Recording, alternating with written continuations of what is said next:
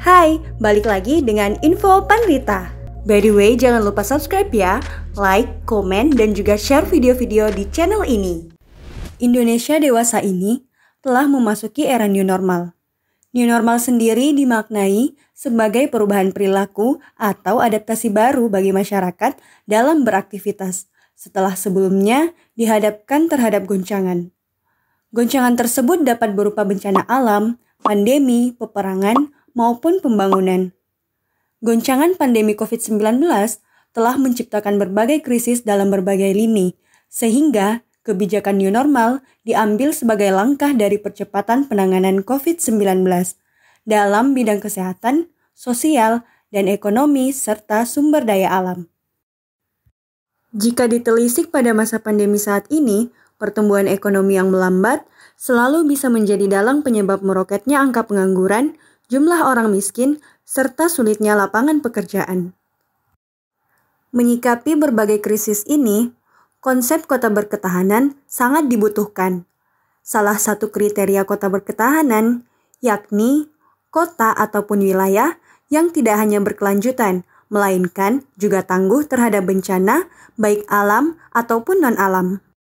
Dalam makalah Abraham Maslow yang berjudul A Theory of Human Motivation pada tahun 1943, terdapat 5 tingkat kebutuhan dasar, yaitu kebutuhan fisiologis, kebutuhan akan rasa aman, kebutuhan akan rasa memiliki dan kasih sayang, kebutuhan akan penghargaan, dan kebutuhan akan aktualisasi diri. Yang menjadi fokus utama kita adalah pada kebutuhan fisiologis dan rasa aman. Pada kondisi krisis saat ini, yang disebabkan oleh COVID-19 telah menciptakan ketidakstabilan ekonomi, terguncangnya pikiran yang berakibat stres ringan hingga berat, sehingga kebutuhan akan rasa aman ini meliputi keamanan secara fisik maupun psikologis. Kaitannya dengan penataan ruang yang meliputi aspek perencanaan tata ruang, pemanfaatan ruang, dan pengendalian pemanfaatan ruang. Gaya pembangunan sidik jari atau fingerprint dalam perencanaan selalu mendahulukan kepentingan ekologi dan sosial sebelum masuk kepada kepentingan ekonomi.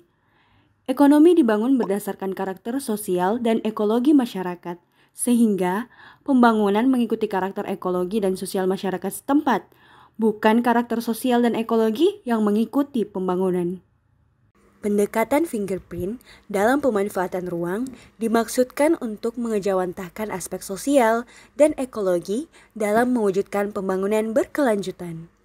Sedangkan dalam pengendalian pemanfaatan ruang, pembangunan sidik jari berfokus pada bagaimana mengendalikan perilaku manusia di dalam konsistensi pada penyesuaian perencanaan serta pemanfaatan. Pembangunan hari ini telah melahirkan banyaknya lahan terbangun. Terkadang, saat pembangunan belum mampu memuaskan dahaga kebutuhan lahan di wilayah darat, pembangunan melakukan ekspansi ke wilayah laut, mengeruk laut menjadikannya daratan, yang pada akhirnya merusak ekosistem laut, bahkan menyingkirkan para nelayan yang hidupnya bergantung pada ekosistem tersebut. Hal ini dapat disimpulkan bahwa pembangunan yang diharapkan dapat menciptakan kesejahteraan masyarakat dan menjaga kelestarian lingkungan hidup sama sekali tidak tercapai pada realitas pembangunan hari ini. Menurut Arya Hadi Darmawan, dalam jurnalnya tahun 2007 menyatakan bahwa pembangunan yang mengabaikan kepentingan dan rasa keadilan alam akan senantiasa menghasilkan stagnasi atau bahkan pemburukan kualitas kehidupan yang memburuk yang biasa kita sebut dengan zero growth. Maka, seberapa penting pendekatan fingerprint dalam pemanfaatan ruang?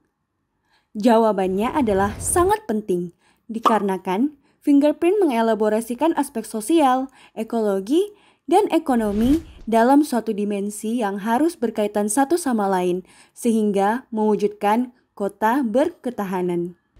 Terima kasih udah nonton Info Panrita. Punya pertanyaan lagi? Tulis aja di kolom komentar di bawah. Sampai ketemu di Info Panrita selanjutnya.